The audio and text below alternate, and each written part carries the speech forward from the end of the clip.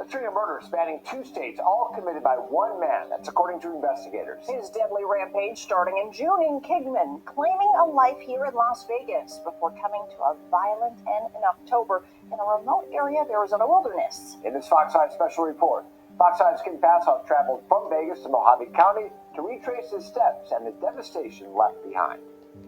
In my 26 years in law enforcement, I've never ran into somebody that was this violent. Hunter McGuire, no stranger to law enforcement in Mojave County. These are his mugshots from over the years, but mostly for petty crimes. Talking to people who knew Hunter McGuire, it sounds like this wasn't how he always was. Detective Michael Angelo with the Mojave County Sheriff's Office believes drugs, a need to get money to feed his addiction, set McGuire on a deadly path. Detectives say in 4 months, he took 5, possibly 6 lives before taking his own. Fentanyl may have been a big factor. I believe it does change a person from where they were known as into something that people don't even recognize. June 28th, on this stretch of private road in Kingman, an unthinkable crime rocked the small, quiet town. It was a very gruesome scene. The Gold Lady, known for her gold shop in town, found murdered in her own home. It was obviously a burglary gone wrong. Retta Atkins and her companion, Darren Van Houten, beloved members of the community, found shot to death. They would help anybody, and they always have. Jeff Williams, a YouTuber famous for searching for gold and treasure, made a tribute video to his slain friends.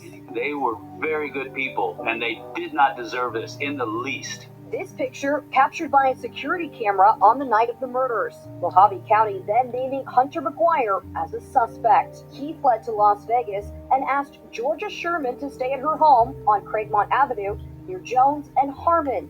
He knew her from Kingman. Him and my sister were really good friends. She never, ever thought he would do anything to hurt her. Georgia's sister claims they didn't know McGuire was a wanted man linked to the murders in Kingman. But on October 17th, when they found out, they asked him to leave. And he got upset. I was sitting right next to her.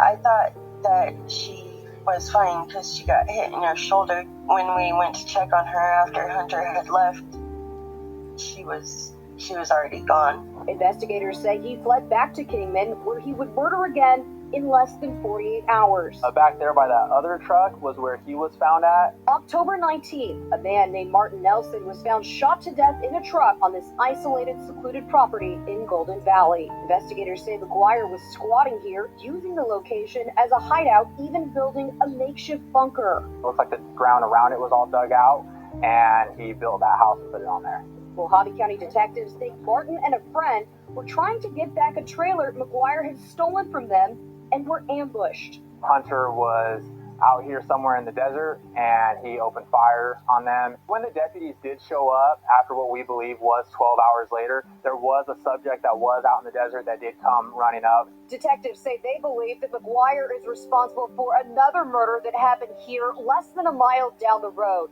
They uncovered a body in a shallow grave near that barrel. We noticed a door that was covered with dirt and had some pallets on it. We moved the dirt, and underneath the dirt, we observed a fresh burial site. Investigators dug until they found the decomposing body of Joshua Blake, whose family contacted them in August to report him missing. What really raised a big question was when he missed our little brother's birthday. Blake was last seen on August 3rd. Investigators believe that is when he was killed here by this abandoned motorhome by McGuire and this man, Michael Blaine Turner Jr. Blake's children say he was a great dad. Yeah, but I love him. Turner was living in Blake's home, and they argued about non-payment of rent before he disappeared. Investigators say after his murder, Turner drove his car and even attempted to notarize a bill of sale of his home. I observed the vehicle that Hunter was known to be in, so I started following that vehicle. October 21st, Mojave County Sergeant David Coffin tried to pull the car over in a remote area near Yucca. The driver, who turned out to be McGuire, gunned it, the chase going for 35 miles. We were traveling at speeds reaching 80 miles an hour on a dirt back road. At some points, we didn't have any radio communication with our dispatch. Hunter's girlfriend and ex-girlfriend, Samantha Brannick and Brittany Cockling, jumped from the moving car, according to deputies. Then Hunter stopped driving and ran to hide in the brush with Samantha. While they're under the trees, they're ingesting illegal narcotics, to include methamphetamines and possibly fentanyl. After a 4-hour standoff, deputies found both McGuire and his girlfriend dead.